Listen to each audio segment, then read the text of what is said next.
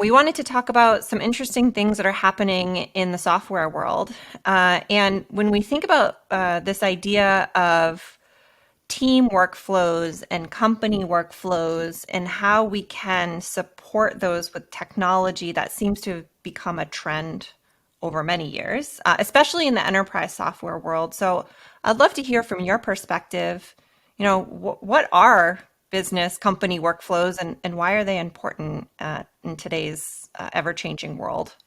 I think a lot of it has to do with how teams have been becoming more distributed, companies have becoming larger and more distributed. When I started as a software developer many years ago, we were all sitting in one building. You wanted something, you walked over to your colleagues and you sat down and with a cup of coffee and you talked about it. And if anybody wanted to know the status of anything, they just went over and asked.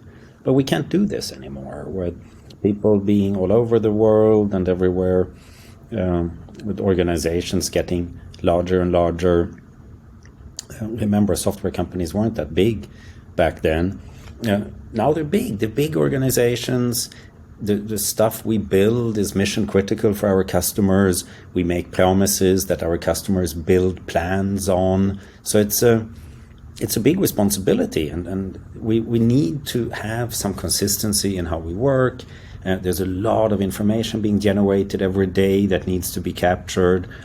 So these more formal ways of defining how we work and tracking progress have become more important. And it's not about the formalism as much as it is about consistency and making sure that things are predictable. If we have promised a customer something and they have started building their plans around it, we better make sure that we know that we're going to deliver on time. And if we're not on track, that maybe we can support the team that needs help and such things. So I think that's software has gone, I think, from being an art that a bunch of smart people did together to be a bit more of an industry where other people rely on what we do and our commitments really matter.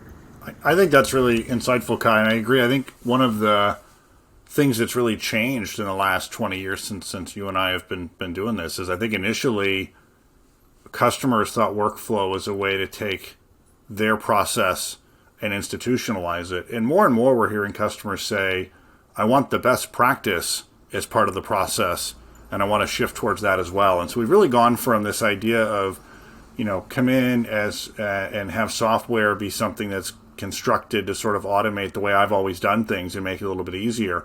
And so many folks now, and we're like this, we consume workflow products and things as a company internally, and think of, the stack of software that we run, not just the stuff that we make. And a lot of what we lean on now is our partners, our vendor partners, to help us be better because they have experience in how that process should work. And I think it's sort of this mix of technology, but also best practice and sort of a way to kind of drive efficiency and success within that process itself. Yeah, I think that's what we're all after. As you know, it's hard to grasp sometimes, but there are more smart people outside of user testing than inside of user testing. So there are more best practices available to us than we can ever generate ourselves. And I think that's an important part of all of this.